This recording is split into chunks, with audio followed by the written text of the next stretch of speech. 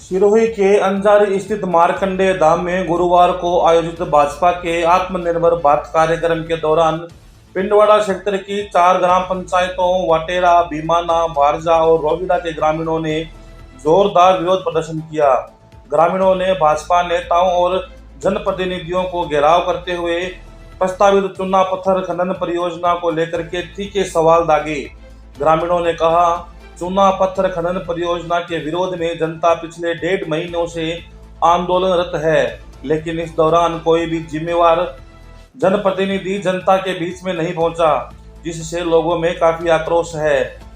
सुबह करीब 10 बजे से शाम 5 बजे तक सैकड़ों की संख्या में ग्रामीण अंजारी में घासी समाज धर्मशाला के बाहर डटे रहे और विरोध जताया। उसके बाद भाजपा नेताओं का प्रतिनिधिमंडल विधायक के साथ धरना स्थल पर पहुंचा और वार्ता शुरू करके खनन परियोजना को निरस्त करवाने का आश्वासन दिया।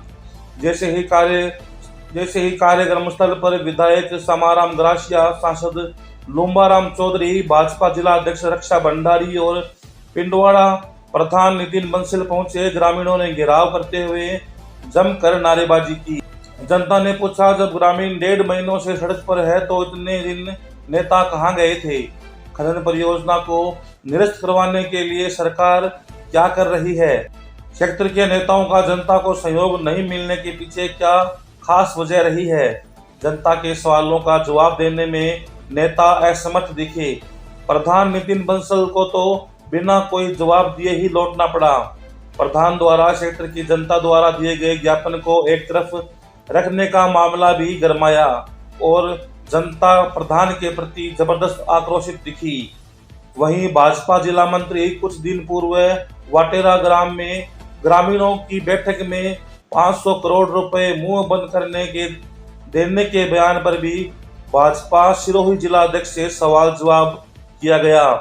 भाजपा जनप्रतिनिधियों ने ग्रामीणों को भरोसा दिलाया कि वे जल्द मुख्यमंत्री से मुलाकात कर खनन परियोजना को निरस्त करवाने की मांग उनके समक्ष रखेंगे और संघर्ष समिति की भी मुलाकात करवाएंगे। लेकिन जनता ने स्पष्ट कहा कि जब तक लिखित आदेश नहीं आता, आंदोलन जारी रहेगा।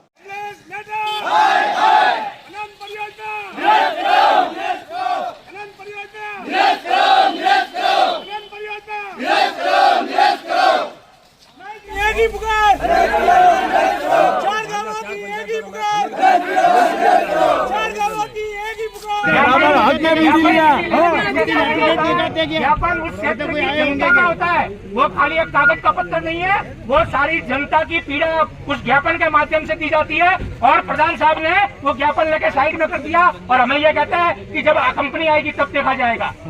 भगवान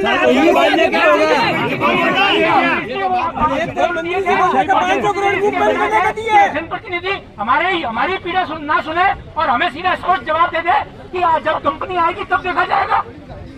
वो भी बोलेगा। मैं आपसे ये पूछना चाहता हूँ कि जिला अध्यक्ष होने के नाते आपने क्या एक्शन लिया? नितिन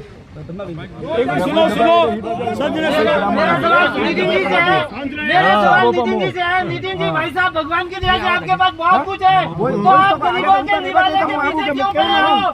हम तो जिंदा लाश लेके घूम रहे हैं। 1.5 महीने से हमारा घर परिवार बेघर हो रहा है, क्यों हमारे पीछे खड़े हो? हमारी जनता, हम जब घर जाते हैं ना तो बच्चे कहते हैं, बेटा तो पिताजी क्या हुआ, हम क्या होगा, घर छोड़ के जाना पड़ेगा क्या? क्या जवाब दे? हमारे बच्चे रोते हैं, हम भी रोते हैं, सुबह उठते हैं तो देखते हैं क्या।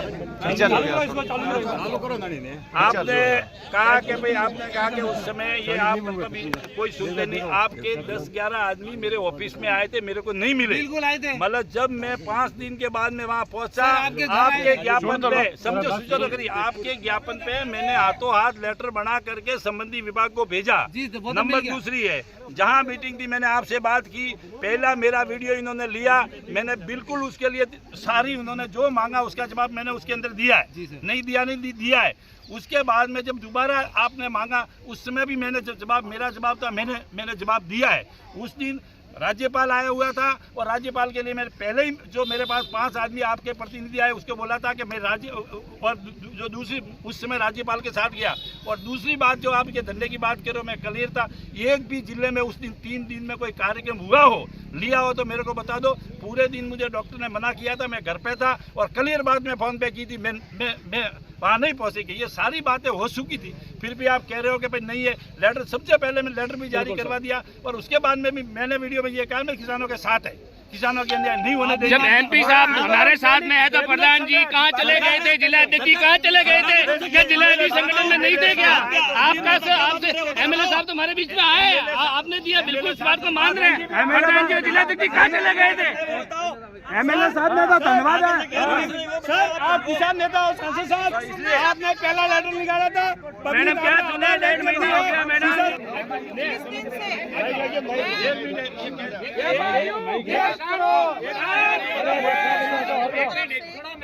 मैं संगठन की तरफ से जो जवाब देना है वो मैं दे रही हूँ आपको जवाब। आप लोगों ने कहा अभी कि हम जनप्रतिनिधियों से जवाब मांगेंगे, तो सारे जनप्रतिनिधि आपके सामने हैं, वो सब आपको जवाब देने हम आए हैं और हम देंगे। संगठन की जहाँ तक बात है, जिस दिन ये धरना हुआ, जिस दिन ये विवाद शुरू हुआ, उस दिन मेरा ऑपरेशन था दांत का, मैं अहमदाबाद थी और मैंने नरपत सिंह जी को वहाँ भेजा था मेरे प्रतिनिधि के रूप में। मैंने एमएलए साहब से भी बात करी, उनको भी कहा, वो वहाँ आपके पास आए और उन्होंने अपना पूरा विषय भी रखा था और आपकी बात भी सुनी थी। उसके बाद मैंने कलेक्टर मैडम से बात की, एडीएम साहब से बात की, सबसे मैंने बात की, आपके भी सब सरपंच से बात करी मैंने कि विषय क्या है, क्या गंभीरता है और इसमें क्या हम कर सकते हैं कि जनता को राहत मिले। हम सब देखिए आपके साथ हैं, ये बात आपको और हमको सबको पता है कि भारतीय जनता पार्टी आपके साथ। आप मेरी बात सुनो, मेरा विषय आप लोग कह रहे हो कि मैं आपसे अभी मिली हूँ, तो आप एक बार मुझे अभी तक का अपना विषय रखने दो। कलेक्टर साहब से बात करी, उनसे ये भी कहा कि एक डेलीगेशन ऐसा कोई व्यक्ति, चाहे पॉल्यूशन डिपार्टमेंट का है चाहे जो भी डिपार्टमेंट का है, जो कि लाइबल है इस बात को लेकर, वो आप सबके बीच में जाकर विषय को क्लियर करे कि इस तरह का क्या होने वाला और क्या नहीं होने वाला, कहीं कोई भ्रांति तो नहीं है, अगर है तो भी उसको क्लियर करे। वो सारी बात हमने कलेक्टर साहब से भी करी, एमएलए साहब का पूरा डेलीगेशन जाके वहाँ मिला, उनसे मिलकर उनसे बात करी। उसके बाद प्रशासन ने जितना संज्ञान लिया वो आप सबके सामने है। मैंने फिर से दोबारा हमारे महामंत्री जी को दोबारा भेजा था और ये कहलवाया था कि सीएम साहब, अभी दिवाली आ गई थी बीच में, मैंने कहा सीएम साहब के पास अगर एक डेलीगेशन को मिलवाना है और आप लोगों की बात रखनी, मैं अभी भी आपको कह रही हूँ, माननीय सांसद साहब है और विधायक साहब है, हम सब जाकर आपका डेलीगेशन सीएम साहब के सामने मिलवाने को तैयार है। आप व्यवस्थित जो आपकी मांगे हैं वो उनके सामने हम रखने को तैयार है। देखिए मामला जो भी है वो हाईकोर्ट में है, कोर्ट का मैटर है, उसके बावजूद भी सरकार जहां आपके सहयोग के लिए जो भी कर सकती है उसमें हम जो कर सकते हैं उसके लिए हम आपके साथ हैं। ये मेरा आप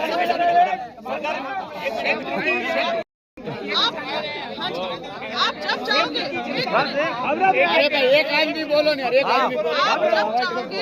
आप जब चाहोगे, आप दिवाली बीत चुकी, जब भी आप लोग चाहोगे आपका एक डेलीगेशन, माननीय एमएलए साहब, मैं, हम सब, माननीय ओटाराम जी ने भी कहलवाया था, मंत्री है वो इस क्षेत्र के, कि आपका जो डेलीगेशन मिलवा के आपका जो उचित मांगे हैं, जो विषय है वो भी पूरा मुख्यमंत्री जी के सामने रखेंगे और इसमें सरकार जो आप लोगों के लिए सही कर सकती है उसका हम पूरा प्रयास करेंगे। आज मारकुंडेश्वर धाम हजारी के अंदर भारतीय जनता पार्टी का अमृत महोत्सव का कार्यक्रम था, जिसमें चारों पंचायत क्षेत्र रोहिड़ा, वाटेरा, भीमाणा, भारजा के अंदर जो कमलेश मेहता कास्ट की प्रस्तावित खनन परियोजना है उसका विरोध प्रकट करने के लिए और जनप्रतिनिधियों से सवाल पूछने के लिए आज ये सारी जनता यहाँ पर आई थी और उनसे तीखे सवाल किए गए हैं आज कि जब क्षेत्र की 16 गांवों की जनता आज इस परियोजना को लेकर पिछले 1.5 माह से आंदोलन कर रही है, तो जनप्रतिनिधि जनता के बीच में आने से क्यों कतरा रहे हैं? जनप्रतिनिधि जनता के सवालों से दूर क्यों भाग रहे हैं? आज हम लोग यहाँ मार्कंडेय धाम में आए हैं और बड़े तस्त और टेंशन जो मुक्त आए हैं। यहाँ पे बीजेपी की कुछ आत्मनिर्भर भारत की सभा हो रही है और हम आत्मनिर्भर भारत के 4 गांव इतने परेशान है कि उनका खुद का निर्माण हुआ वो भी ये कंपनी लेके जा रही है। इसमें कुछ लोगों ने यहाँ के पदाधिकारियों को जवाब तलब किया कि भाई इसके लिए आप क्या करना चाहते हो, तो सांसद महोदय और जिला अध्यक्ष ने बोला कि हम इसके लिए प्रयत्न और आगे काम करेंगे। आज तक न तो जिला अध्यक्ष आई वहाँ पे, न जिला प्रमुख आए, किसी ने वहाँ पे पूछा नहीं, नई सांसद आए और हमारा ज्ञापन प्रधान को देने गए और प्रधान साहब ने ज्ञापन यूं फेंका और कुछ जवाब नहीं दिया। आज प्रधान के बारे में हाँ और नारेबाजी की गई, उसको प्रधान मुर्दाबाद के नारे दिए गए, तो भी प्रधान साहब ने कुछ उसके लिए प्रतिक्रिया नहीं व्यक्त की, ना कुछ बोले। वो सबसे पीछे के घेरे में खड़े थे। इसका मतलब हमको पूरा डाउट हो रहा है कि ये 500 करोड़ एक मामला था, तो वो 500 करोड़ वाले सब आगे ही दिख रहे थे।